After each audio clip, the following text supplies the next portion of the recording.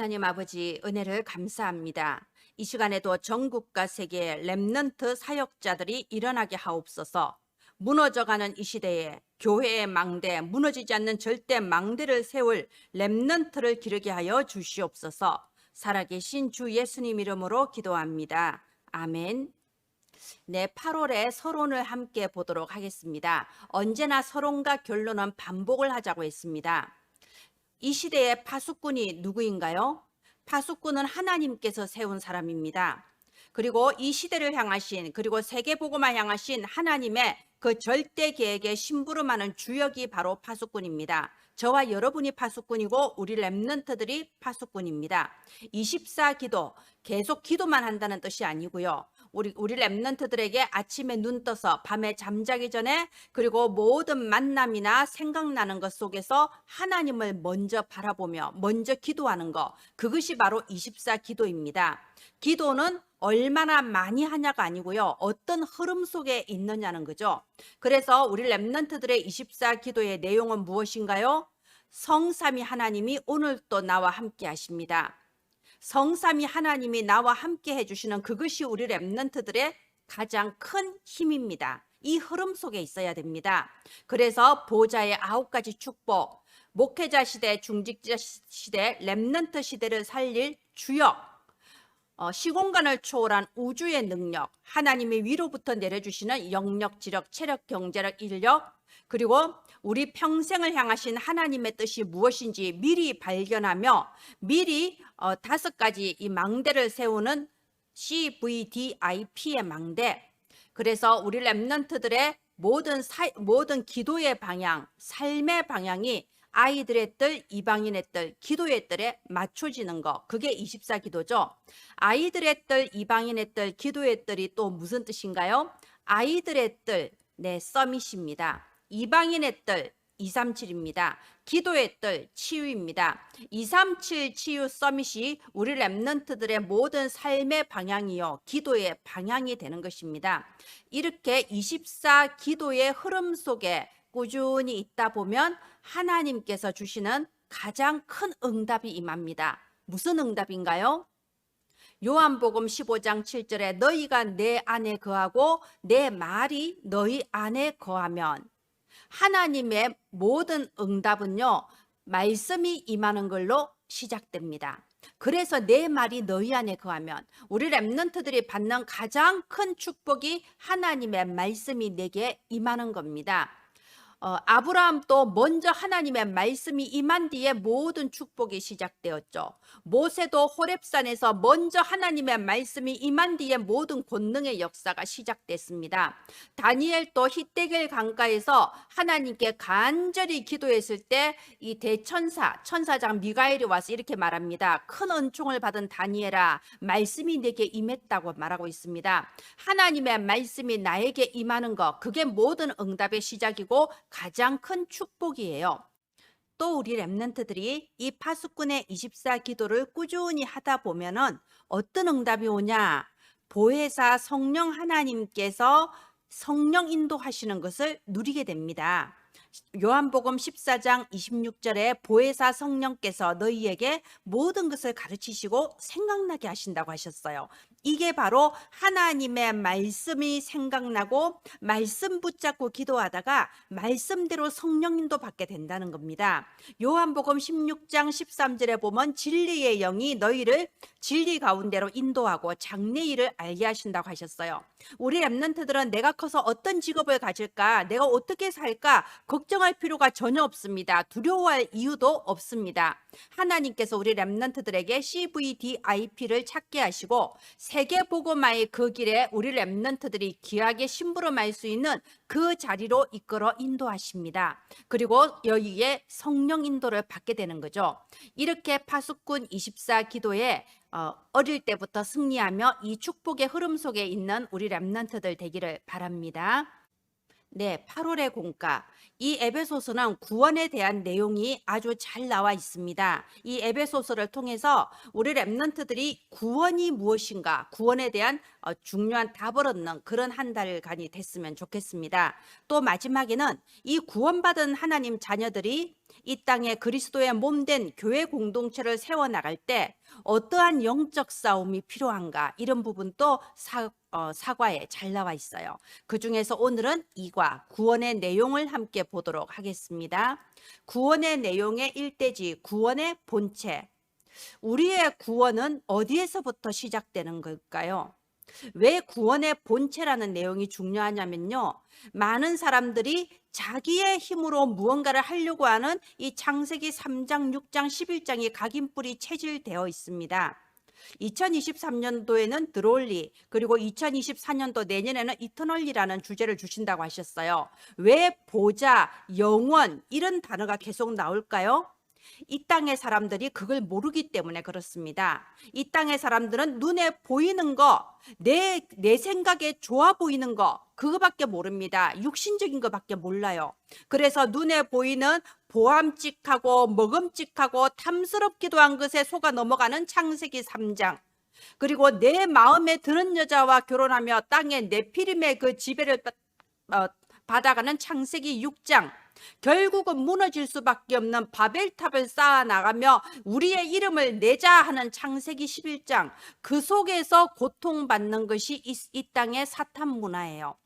그래서 이 구원의 본체는 우리가 열심히 하고 우리가 잘하고 우리가 노력을 해서 얻는 것이 아닙니다. 어떤 사람이 의지력과 강한 정신력으로 나 자신을 깎고 뭐 훌륭한 행위를 하고 그래서 얻는 게 아니에요.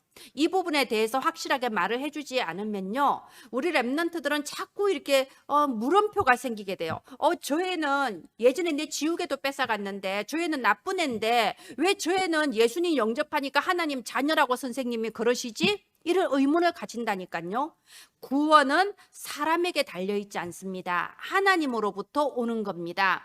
하나님은 우리를 사랑하시고 성부 하나님께서 영세전에 우리를 예정하셨습니다. 창조주 하나님께서 우리의 구원을 예정하시고, 그리고 성자 예수 그리스도께서 십자가에 죽으시고 부활하심으로써 모든 마귀의 일을 멸하시고 우리의 죄를 깨끗하게 사해 주셨어요. 그래서 예수 그리스도께서 우리의 구원을 완성해 주셨습니다. 성령 하나님께서는 이 구원을 우리에게 적용되게 해주셨어요. 에베소서 1장 13절 말씀대로 우리의 구원을 인치시고 우리에게 구원의 보증이 되시며, 사도행전 1장 8절 말씀대로 땅끝까지 예수 그리스도의 증인될 수 있는 권능도 우리에게 주십니다. 구원은 어디에서부터 시작되나요? 성삼위 하나님이 주시는 겁니다. 왜 여기에 대해서 확실한 답을 가져야 되냐? 구원이 오직 하나님으로부터 온다, 여기에 대한 확실한 답이 없으면요, 우리도 자기 자신도 모르게 세상의 기준을 가지고 구원의 조건을 찾게 됩니다. 그렇게 되면 다른 사람의 행동이나 다른 사람들의 모든 삶에 대하여 율법적인 판단이 들어가게 돼요.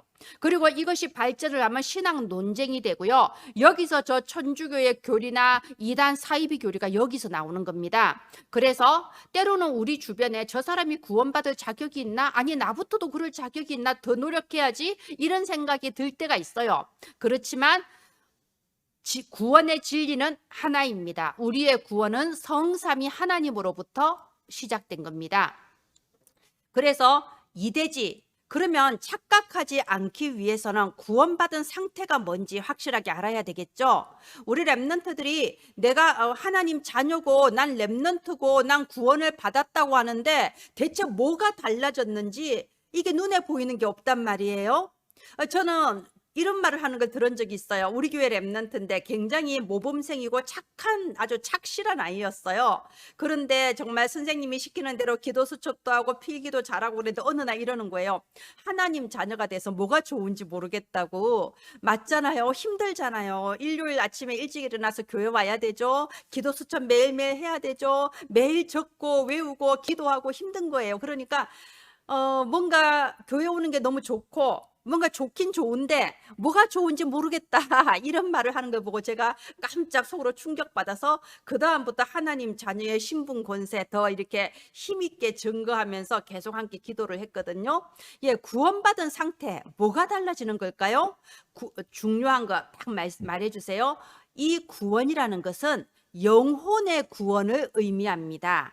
그래서 당장은 눈에 보이는 게 안 보일 수도, 나타나지 않을 수도 있어요. 그러나 가장 중요한 영혼의 구원이 이루어져서 우리가 하나님 자녀가 됐어요. 영적인 신분이 달라졌어요. 그러면 이제 육신적인 것도 천천히 증거가 나타나게 됩니다. 일평생을 두고 내가 하나님 자녀구나, 정말 나는 렘넌트구나, 증거가 일평생을 두고 오게 되어 있습니다. 그래서 구원받으면 먼저 뭐가 달라지냐 도대체. 첫 번째 에베소서 2장 1절에 보면요, 허물과 죄로 죽었던 너희를 살리셨도다. 과거 문제 끝. 여기서 과거 문제 끝이라는 것은 우리가 절대 해결할 수 없는 원죄를 끝내주셨다는 거예요. 이 원죄는 우리가 지은 게 아니에요. 태어날 때부터 가지고 있는 거예요. 그래서 우리가 해결할 수 없어요. 예수님께서 십자가에 죽으심으로 허물과 죄로 죽었던 너희를 살리셨도다. 우리는 예전에 원죄로 말미암아 영혼이 죽었는데 이제 그리스도 안에서 우리의 영혼이 살아나 버린 겁니다. 원죄 해결. 두 번째, 현재 문제 해결해 주셨어요. 에베소서 2장 2절에 보면요, 너희가 그전에는 세상의 풍속을 따라, 이 세상 풍속을 따라 공중권세 잡은 자를 따라갔다고 되어 있습니다. 불순종의 아들들 가운데서 역사하는 영을 따라가며 본질상 진노의 자녀라고 되어 있어요. 이게 뭐냐? 자범죄입니다. 이 세상 사람들이 하는 거, 좋아 보이는 거, 타락 문화, 사탄 문화, 그 속에서 마약 중독, 게임 중독, 알코올 중독, 그런 여러 가지 세상의 것이 좋은 줄 알고 눈에 보암직, 뭐 이렇게 탐스러운 그런 것을 보고 쫓아가 버리는 게 자범죄죠. 그런데 현재 문제 해결이라는 것은 우리가 이제는 더 이상 사탄 문화의 종로로 탈 필요가 없다는 겁니다. 우리의 영혼이 구원받고 영적인 신분이 달라진 하나님 자녀이기 때문에 이제 우리의 모든 삶은 예배 중심, 말씀 중심, 기도 중심, 거룩한 삶으로 변화하게 되어 있는 겁니다. 세 번째 구원은 뭐냐? 미래 문제 해결입니다. 에베소서 2장 6절에 보면요, 그리스도 예수 안에서 우리를 하늘에 앉히시고 천국에 대해서 말하고 있어요. 천국, 하나님 나라. 우리 하나님의 자녀들은 나중에 나이가 많이 들어서 할머니가 되고 할아버지가 되고 그래서 나중에 죽으면 천국에 가게 된단다. 이거 분명히 말씀해 주셔야 돼요. 우리가 너무 이렇게 이 땅의 신분 권세만 말하니까 천국이 좀 희미해지더라고요. 너희들은 천국이 보장되어 있어. 천국의 시민이야. 그런데 중요한 거, 우리는 이 땅에 살아 있을 때도 천국 하나님 나라를 누리는 거예요. 자, 저는 이렇게 말합니다. 불신자들은 죽어서 지옥에 가. 그런데 이 땅에 살아 있을 때도 이미 지옥이야. 하나님의 은혜가 없는 그곳이 지옥입니다. 불신자들은 살아 있을 때부터 이미 지옥을 살다가 죽어서 지옥에 가는 거야. 그런데 하나님의 자녀들은 살아 있을 때도 천국 하나님 나라 누리다가 죽어서 또 영원한 천국에서 행복하게 사는 거란다. 저는 이렇게 가르쳐 주거든요. 예, 미래 문제 해결. 그러면 우리를 구원하셔서 이렇게 과거, 현재, 미래 문제 다 해결해 주셨습니다. 그냥 말로만 해결해 주신 게 아니에요. 예수님께서 십자가에 피 흘려서 죽어주셨어요.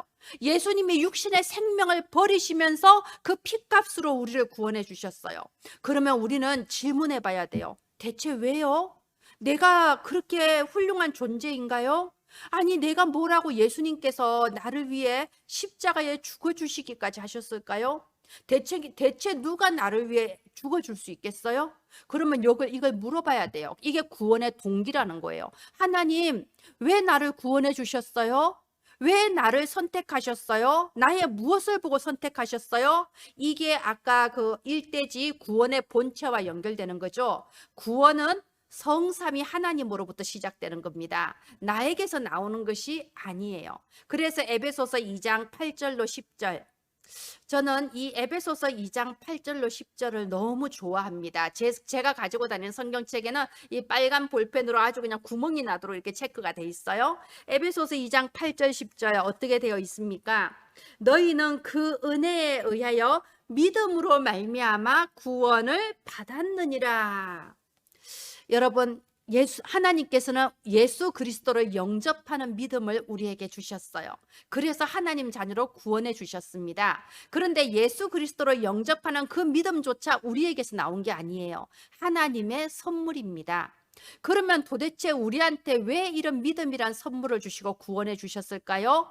그 은혜로 인하여, 인하여는 원인을 말하는 거예요.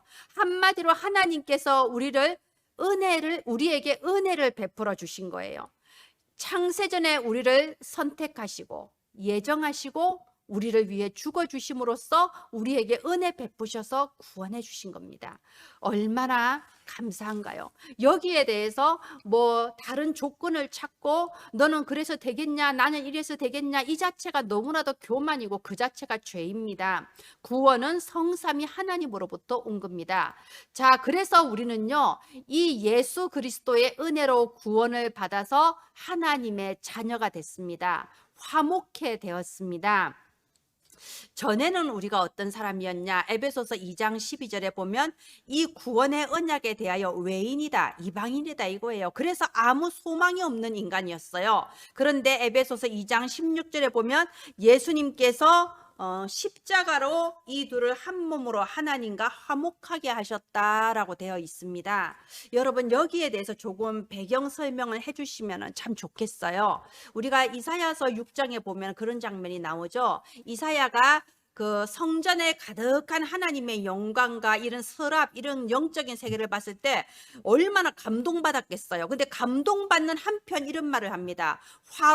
화로다 나여 죽게 되었도다. 이게 뭔가요? 죄인은 하나님을 만날 수가 없습니다. 죄인은 하나님 앞에 서면 그 순간에 죽게 되어 있어요. 그래서 이사야는 나는 죄인인데 내가 어떻게 하나님의 영광을 볼 수 있냐, 이제 죽겠구나, 재앙이다, 이렇게 외쳤던 거죠. 죄인은 결코 하나님 앞에 설 수 없습니다. 우리는 원죄를 가진 죄인으로 이 땅에 태어났어요. 우리는 원래 하나님과 원수된 상태에서 태어났어요. 그래서 피제사가 없으면 당장에 저주받아서 죽게 되어 있습니다. 그런데 예수 그리스도께서 자기 자신의 몸을 화목 제물로 우리를 위해 죽어 주신 거예요. 여러분, 화목 제물이 뭔가요? 어떤 죄나 여러 가지 문제로 하나님과 분리되어 있던 사람이 제물을 끌고 제사장 앞에 오는 겁니다. 그럼 양이나 뭐 비둘기를 가지고 오면요, 그 제물을 죽이고 피 흘려 죽음으로써 이 제물을 통하여서 자기가 하나님과 화목하게 되는 게 화목 제물이에요. 근데 예수님께서 소나 양의 피가 아니라 자기 자신의 몸을 화목제물로 삼아서 죽어주신 거예요. 그래서 하나님과 원수되었던 우리가 하나님과 화목하게 된 겁니다. 여러분, 사탄은 분리와 분열의 영입니다. 하나님과 사람 사이를 분리시켜요. 하나님과 분리된 인간은 불신자 6가지 상태 속에 불행한 인생을 살다가 영원한 지옥으로 달려가는 파멸의 열차를 타고 가는 것과 똑같아요. 그러나 예수 그리스도는 화목하게 하시는 하나님이십니다. 그래서 하나님과 우리 사이에 친히 화목 제물이 되셔서 우리에게 원래 인간의 그 축복을 회복시켜 주셨어요. 하나님의 형상, 하나님의 생기, 에덴의 축복이 다시 우리에게 다 회복되게 해주신 화목 제물이 되어 주신 거예요. 그래서 에베소서 2장 19절에 보면요, 에베소서 2장 19절에 전에는 외인이고 전에는 소망이 없는 자라고 2장 12절에 말했잖아요. 근데 2장 19절에는 이제부터 너희는 외인도 아니고 나그네도 아니고 오직 성도들과 동일한 시민이요 하나님의 권속이라. 권속이라는 말은 가족이라는 말이에요. 이제 우리는 하나님의 가족이 되어버린 겁니다. 자, 이렇게 예수 그리스도 안에서 우리가 하나님의 가족으로 구원을 받았습니다. 하나님과 원수되어 죽을 수밖에 없었던 죄인, 파멸된 삶을 살 수밖에 없었던 죄인인 우리가 그리스도 십자가로 화목해 되었어요. 그러면 그렇게 하신 하나님의 목적이 있겠죠. 우리가 다음 공과는 경륜이란 단어가 나옵니다. 여러분 여기서 잠깐 경륜에 대해서 말씀드릴게요.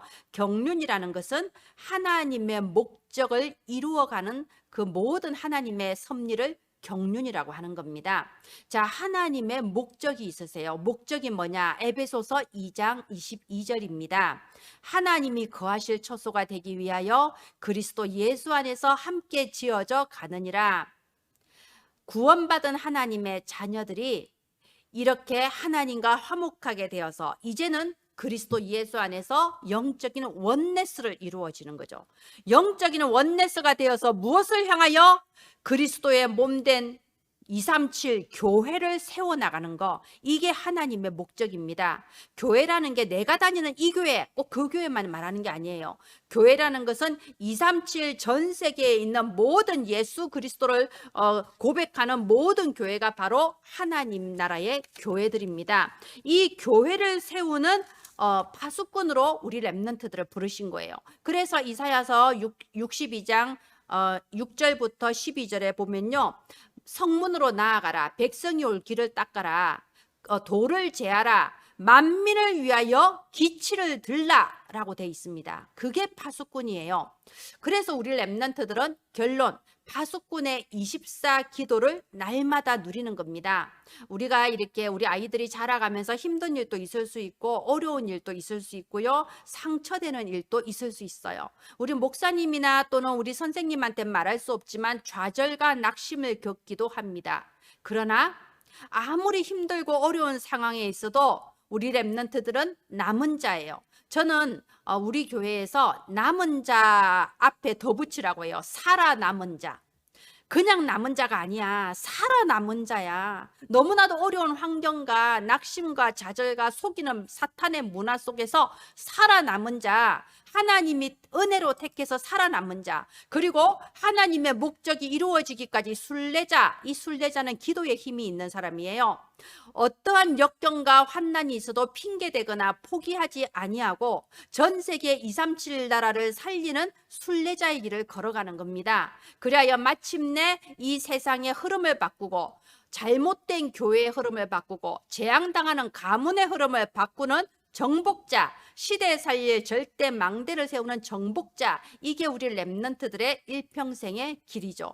그래서 파수꾼의 24 기도를 하고 있으면 하나님께서 어느새 모든 흐름이 바뀌는 그 증거를 주십니다. 그것이 24 기도는 모든 것을 정복할 수 있어요라는 겁니다. 네, 구원은 성삼위 하나님으로부터 옵니다. 능력도 성삼위 하나님께 있습니다. 응답도 성삼위 하나님으로부터 옵니다. 낙심하지 말고 언약 붙잡고 24 기도 조금만 지속하면 하나님께서 주시는 그 25의 응답이 우리 렘넌트들에게 임할 줄을 믿습니다. 네, 이 학원보고마 PPT 우리 렘넌트들에게 오늘의 언약으로 정확한 언약을 전달하는 저와 여러분 되기를 바랍니다. 기도합니다. 하나님 은혜를 감사합니다. 우리 렘넌트들이 어떤 경우에도 낙심하지 않고 핑계대지 않고 하나님께서 주신 남은 자, 순례자, 정복자의 길을 걸어가게 하옵소서. 우리 렘넌트들이 이번 주에도 구원의 비밀을 알고 파수꾼의 24 기도가 누려지게 하여 주옵소서. 살아계신 주 예수님 이름으로 기도합니다. 아멘. 감사합니다.